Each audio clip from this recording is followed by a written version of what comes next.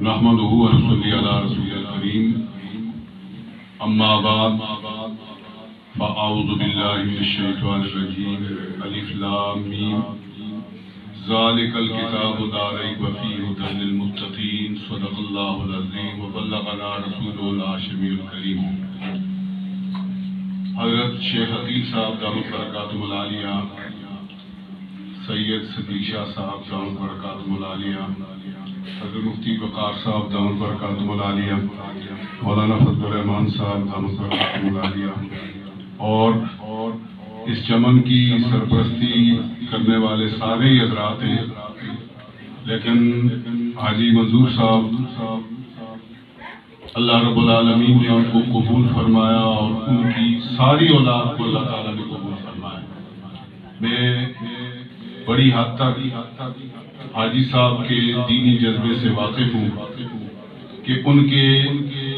یہ ایک بیٹا ہیرا نہیں ہے، اور بیٹے بھی الحمدللہ اپنی اپنی جگہ پورے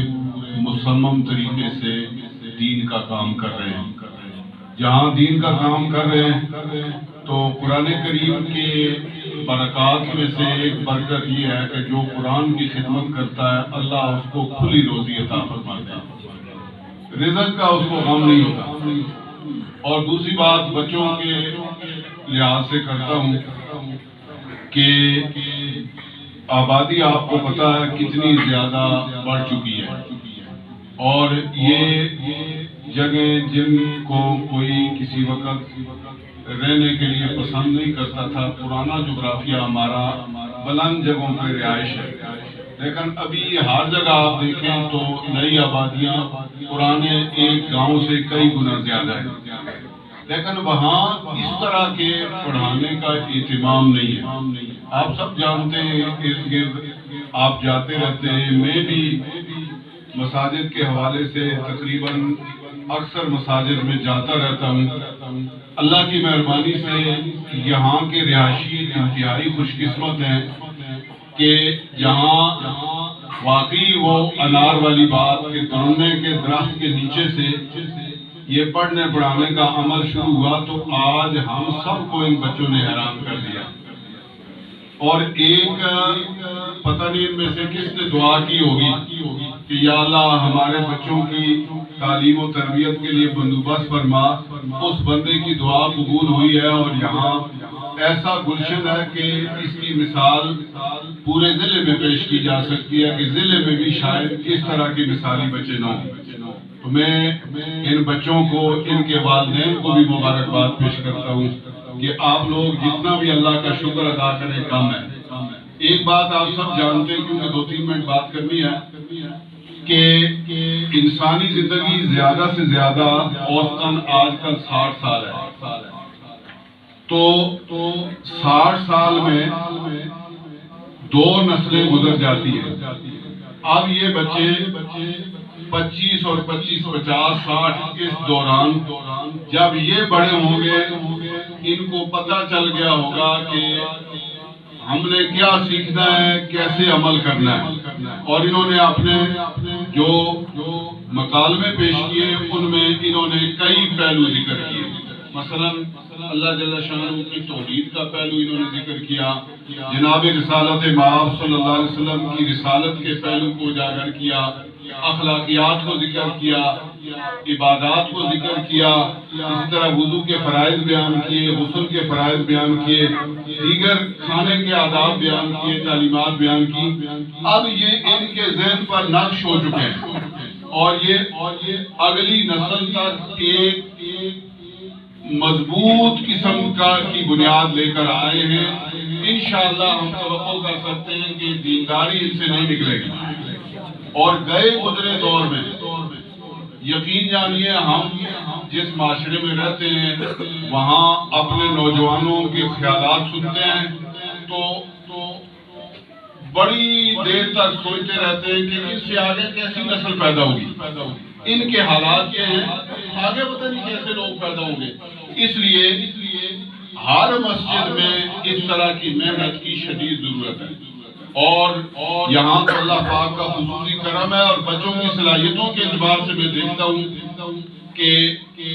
اسکول کے لحاظ سے جیسے مفتی وقار صاحب کو تجربہ ہے، مجھے بھی تھوڑا بہت تجربہ ہے، میں یہاں اس جگہ کے بچوں کی ذہانت پر بھی اللہ کی مہربانی سے بہت حیران ہوں۔ اللہ نے بچوں کو بہت زبردست ذہانت اور صلاحیت نصیب فرمائی ہے۔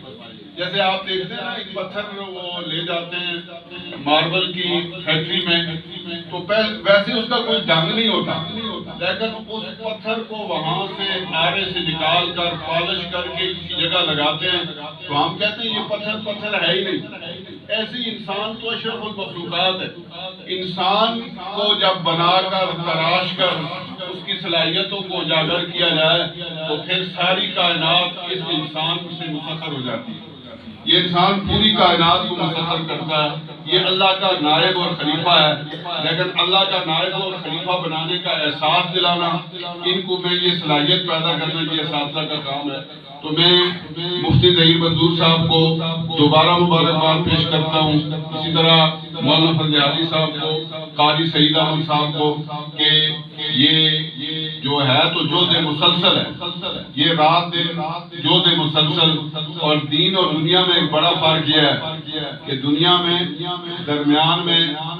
پیسہ اور اجر آ جاتا ہے، لیکن دین میں ایک اخلاص اتنا بڑا پہاڑ ہے کہ اس کا کوئی مقابلہ نہیں کر سکتا۔ تو لہذا یہ اخلاص ہی